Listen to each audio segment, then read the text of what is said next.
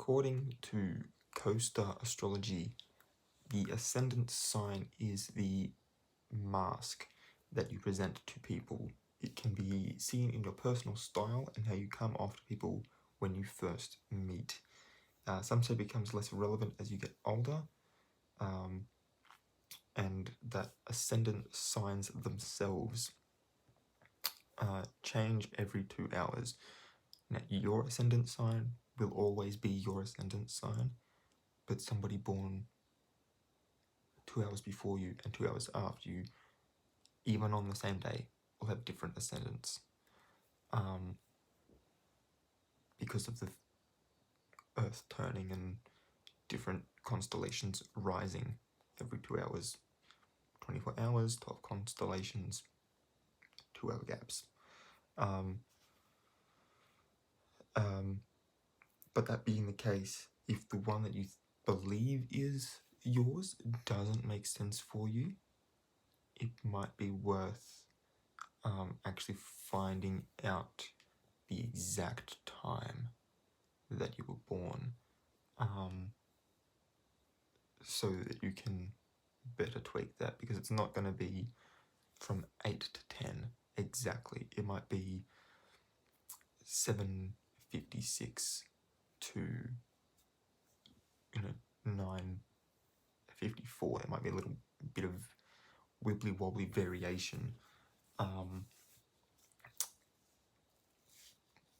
but yeah, look into that. I will get further into detail into my own ascendant, but for right now, let's just start the video.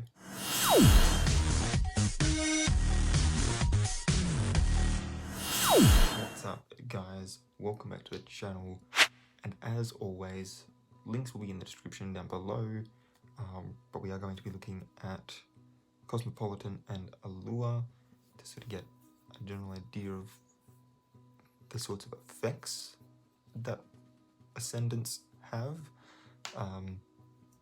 and then I will discuss mine in a little bit more detail at the end, so you guys can sort of get to know a little bit more about me based on my rising sign. So Cosmopolitan first. Some of astrology's biggest naysayers base their claims off the fact that they don't identify with their sun signs, and that's pretty fair. But there's actually an astrological explanation for that. Depending on where all the planets were at the time of your birth, you might feel like you strongly identify with a completely different sign, and that's all to do with your ascendant. So they give an example here that says, let's say you're a Cancer sun but have a Sagittarius rising. Me too. When you first meet people and say you're a Cancer, they'd expect you to be shy or maybe even moody, but your Sagittarius rising will actually offset those Cancerian traits with a happy-go-lucky attitude and charm that could sell sand to a desert. That's where the rising sign comes into play. It's a major factor in shaping and defining one's attitude, first impressions, appearance and demeanor. Now, appearance does not actually mean your genetic, like how your face fits together on your head. It's more to do with how you present yourself, and therefore how you would appear to others. If you're new to astrology, you might only know your sun sign. Completely fair. That is, everyone generally knows their sun sign, even if you're not into astrology. So if you're just getting started, that's probably the place to start. But we all have many other signs too. We have a moon sign, we have a Mercury, a Venus, a Mars, one for all of the planets. You'll have a Lilith, you'll have a North Node, a South Node. There's a whole bunch. Think of your birth chart as a snapshot of the sky at the moment you were born. Each type of sign describes where that planet or luminary, which is just astrology speak for the sun and the moon, because they are not planets, but they provide light. So yeah, it's just a snapshot of the sky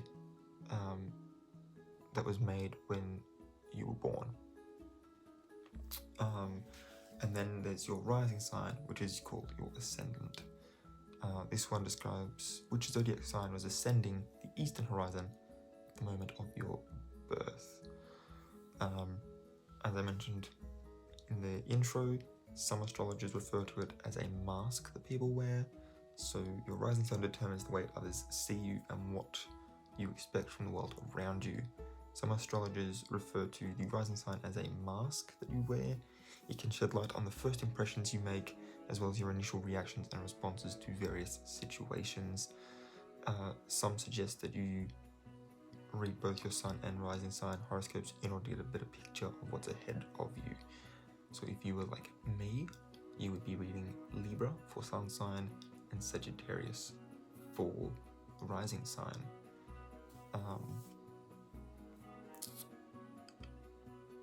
Scrolling down. So the ascendant changes every 2 hours, which is why it's so important to have an accurate time of birth when interpreting a birth chart. It's super easy to calculate your rising sign with websites like CoStar. CoStar asks for an email address when you first go to put it in. So if you want to have continual reference, I do recommend downloading the app. I'm not entirely sure. I haven't looked. I'm not entirely sure it's on the Google Play Store, but I do know it's on the App Store for iPhone, because this is it right here. That's how I was reading it to you in my intro.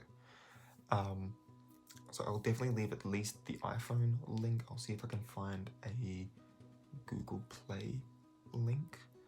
And that'll be down there below as well.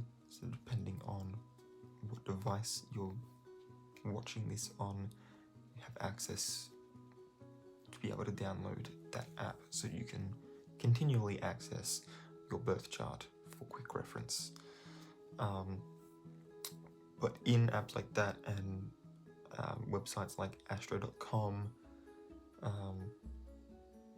all you've got to do is put in your date of birth, the time you were born, and where you were born, and then obviously in the case of CoStar, your email address, and it will do all the calculating for you.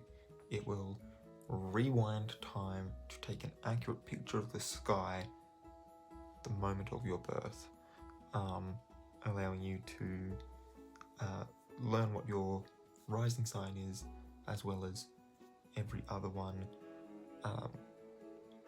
I will show you here as well. It starts off, so in the app, it starts off giving you a chart, and it lists them in order of what house they're in. So over the side here, you'll see a bunch of numbers going down in mine, right? From 1 at the top to 12 at the bottom, yeah? And then it'll show you on the other side what constellations were sitting in that, and then in the middle what that constellation relates to. So my Sagittarius, like I said, is my ascendant, and it was in the first house. It is actually right there at the top, and it's not going to focus for you, but you can kind of make out Sagittarius, ascendant, and a big upward pointing arrow. I've got Capricorn in Neptune and Uranus, Pisces in Saturn, Cancer in Mars, my moon sign's Virgo, my sun sign's Libra, and then everything else is Scorpio. Everything else is Scorpio. So I've got 1 fire sign, 2 planets in an earth sign, sorry, 2 planets and a luminary in an earth sign, 1 air sign being my sun sign, and the rest are water.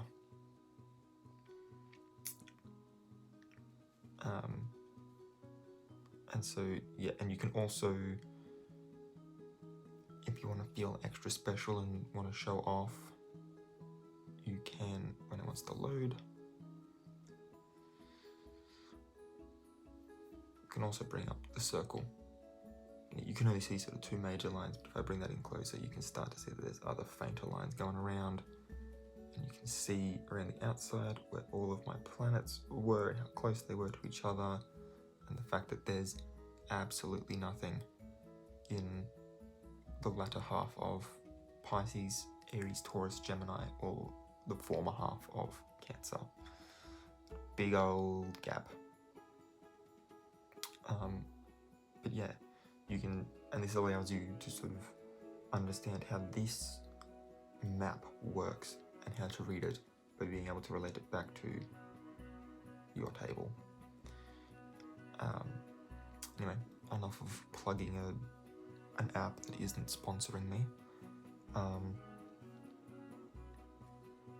So if you know yours already, here is a cheat sheet of characteristics and what to expect from each rising sign. Now, as I said, I'm going to explore mine a little bit more in depth. And I mean, we are in Capricorn season now, but I'm still going to explore my Sagittarius. Fun part being is that Sagittarius is directly before Capricorn, so I will read both of them. So if you are like me, Sagittarius, always down for a party and always seeing the glass as half full, Sagittarius risings are entertaining and full of positive vibes. We're also prone to word vomiting.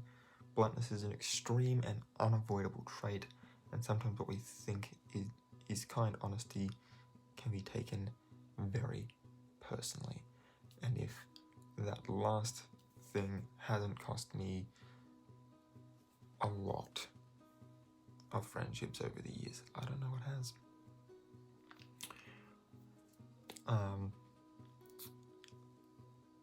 So this may mean that you might need to work on your tact and delivery. You also might have a desire to travel the world or make multiple moves in your lifetime. You're probably always planning your next trip and have strong opinions on suitcase brands. Not so. I have strong opinions on airlines and which ones I would love to try out and which ones I would love to use again. Shout out to Emirates. I would definitely fly Emirates again. I flew Emirates when I went to Italy in 2013 and I loved it. Definitely go with them again at some point.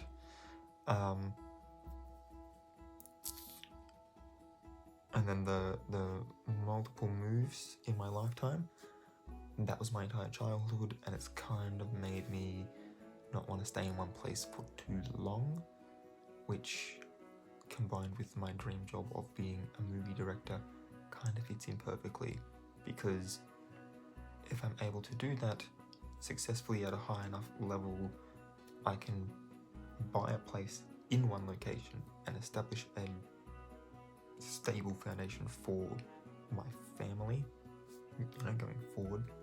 I would love to have kids, so it establishes a solid foundation for them, and then I can just go off every 6 months to do this film over here and come back and do that film over in that location, in and around doing press tours and whatever else, and I think with my job being in that regard, then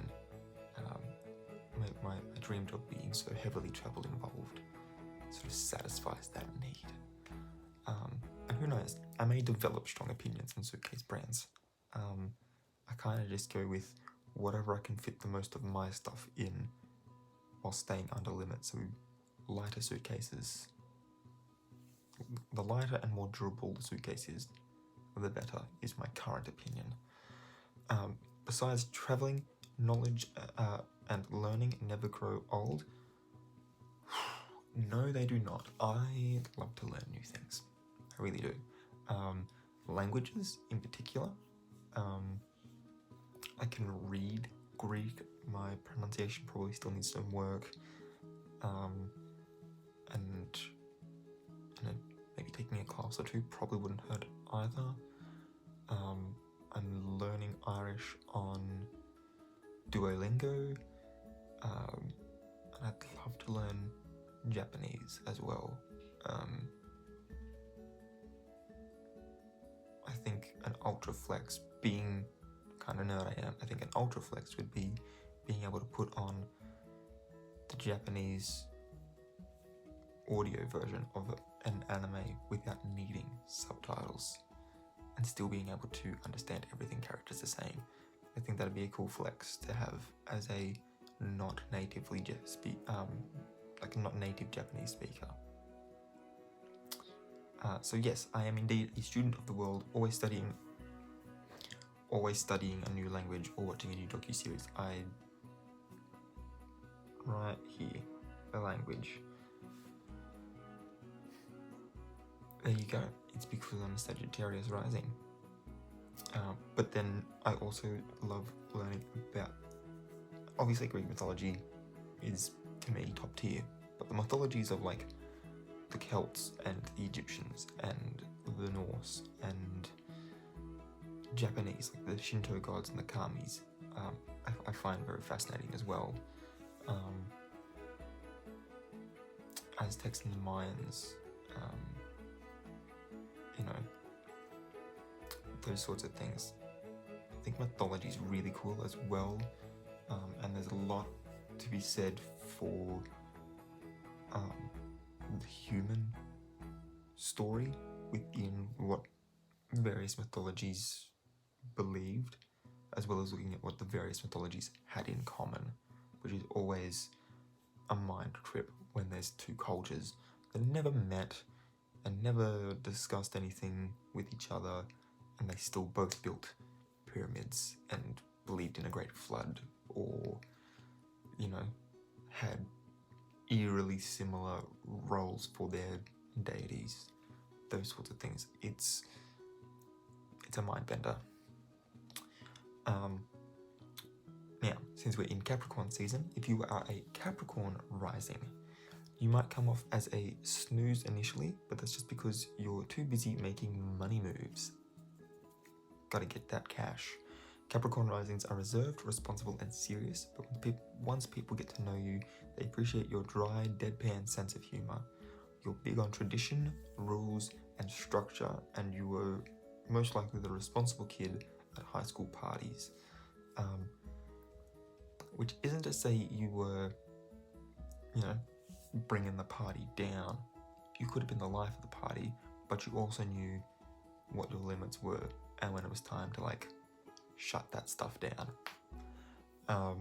Security is fundamental to earning your trust as well. Your work ethic is unchallenged and you eternally strive to achieve more and more, especially when it comes to providing for your loved ones. You've likely got a detailed 10-year plan and you're trying to follow it to a T. I've added the word trying there because I don't think anyone's 10-year plan included COVID. But yeah. Right, on to Allure. What does it tell us? Probably nothing too different. As astrology has entered mainstream conversations, more people are going beyond their sun signs for knowledge about their birth charts. This means folks are taking an interest in their moon signs, ascendants, and more natal chart information beyond those, and those being what many refer to as the big three: sun, moon, rising. So if anyone asks you your big three, that is the ones they are referring to, hence why they are the ones I've made detailed videos on. I'll probably end up doing what the different planets and stuff are on my TikTok in the new year, but yeah, for now it's not something that I'm rushing to do.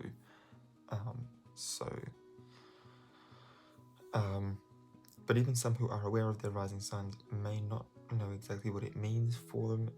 So what exactly a rising sign is, how to find it, and the basic breakdown of blah blah blah. Cool.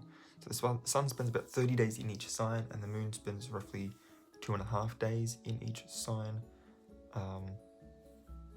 Both things that I'm pretty sure are going to be on my calendar that I've got, that I showed you guys in one of my videos. I think it was my Christmas, like wrapping Christmas presents videos. But the elusive rising sign is so called because it denotes which sign is on the horizon at the time of birth. This is why astrology requires precise birth time rather than an estimate to create a proper natal chart. And it says here, for the longest time we had wrong birth time for my sister and thought she was a Sag rising. Interesting that all of these articles have Sag rising, which is my sign, in them, even if it was the wrong rising.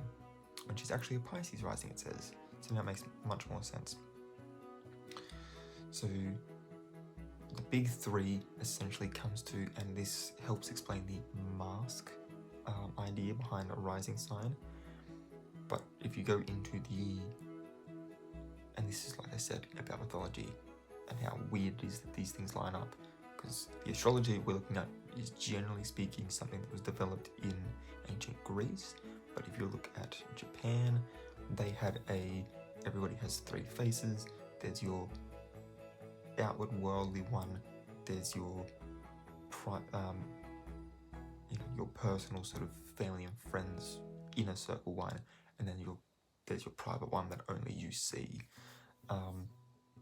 In the same regard, the sun is your deepest self, the moon is your inner emotional landscape, and your rising sign is both your outlook on the world and first impression you give to others. So 1 for 1, the outward mask is rising. We go with the 3 P's. The public mask is your rising sign.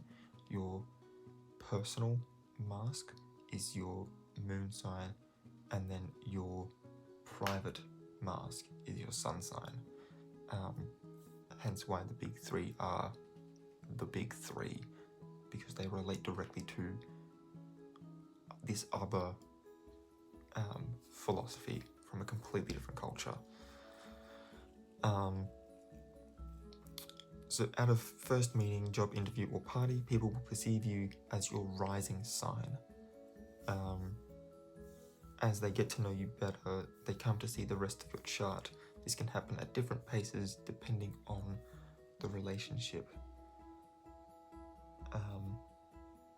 It's funny that I called the rising sign the public mask, because it actually mentions here the rising sign is also often called the public mask or front door.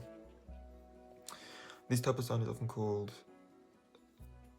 it also denotes your ruling planet, which carries the energy of that sign. This planet carries extra meaning in your chart. Interesting. So that would be, doing some maths here. Jupiter, I believe. Yes. Jupiter, I believe. Interesting. So my ruling planet as an individual is Jupiter. Learning stuff before your eyes, guys. That's interesting. The ego went immediately to Jupiter is the king of the planets, so obviously there's some stuff I need to look into and work out there, because I don't think that that's what it means. But I will be looking on my TikTok. I will go into ruling planets and what they mean. So if you want any more of this, sort of astrology, sort of witchcraft content from me, it's going to be on TikTok from now on, the username for which you can find at the end of the video. So we're looking at signs, houses and planets. We are also always looking for the ruler of that sign, house or planet. So there's a lot more to a birth chart than your sun, moon and rising signs. If you find you don't identify with those, just remember there are other factors at play. How to find your rising sign, it basically says the same stuff. There are apps available including CoStar. Again, link will be in description. And then it does its own little deep dive into everyone. And again, we're going to look specifically at Sag and Capricorn. So, how differently do these compare? If you're a Sagittarius rising, people may describe you as fun, vivacious, and bright. You have a zest for life that's contagious and are known as the optimist of the zodiac. I do be trying to keep that glass half full. This may be a bit difficult right now, and your serious side may be coming out as a result. Does it want to come at me anymore right now? What a personal attack. You're also known as a wise teacher and seeker of truth. I've always thought that was more of a Libra trait from me, but apparently it's this. Because I've always held that the two sides of the story, truth lies somewhere in the middle, so you've got to evenly balance out the two sides like a set of scales, which is Libra, which is my sun sign. But apparently I'm hunting it down like Chiron, who was a wise teacher. Cool.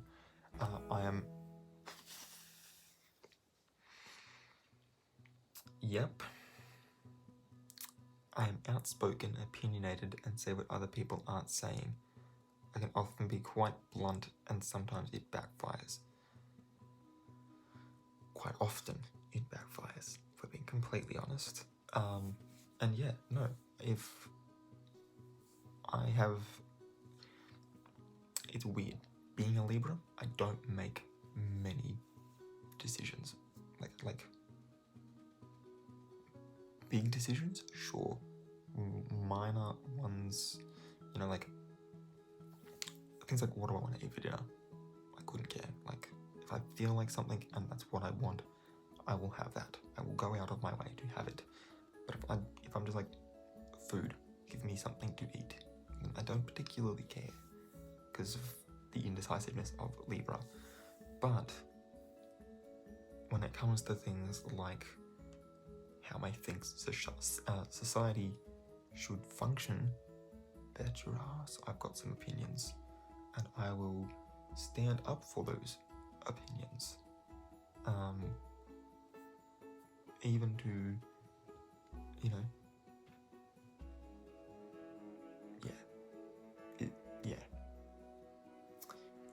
saying what other people aren't saying. I am the friend who will tell you what people are saying behind your back. I think being that it's a fire sign, Sagittarius is, I'm not so scared, and my name means fire, I'm not so scared of the conflict that may arise by me telling you what everyone else is saying behind your back. To me, that's more of the acting in a Sagittarius way to deliver a Libra ideal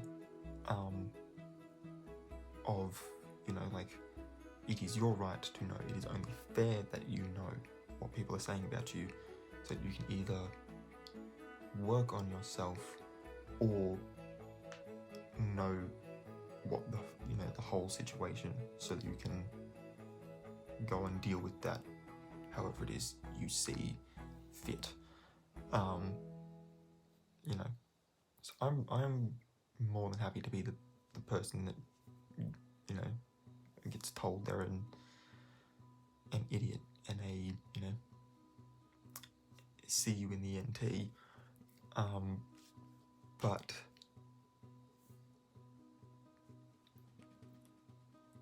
yeah, it does backfire quite often. So I do not disagree with anything that he said at all. I can be outspoken, I can be opinionated, and I will say things that no one else is saying to you, and obviously that results in not many people liking me, and those that do are real ones, and that's all I've really got time for, you know? Like, I've only really got time, like, if you're genuinely there for me, I can spare time for you. I've spent far too much time of my life up to this point, my first nearly 3 decades at this point, giving time to people that don't, at the end of the day, didn't deserve it. So we're refining the friendship thing, and sort of setting our standards and not settling for less. Now, Capricorn. If you're a Capricorn rising, you can come off as mature, organised and driven. You're always put together and prepared. You strive for greatness and you expect a lot of yourself and of others. You scale unscalable heights and often do things others wouldn't dream of. However, given that Capricorn is an earth sign, you're also grounded in your quest for greatness. You work within the system and then defy others' expectations of you. I like that it says you scale unscalable heights, because that, to me, gives the imagery of like a mountain, and what generally lives on mountains? Goats. Capricorn. It fits. Also, in Greek mythology, Capricorn is actually a goat on a mountain. So, the more you know.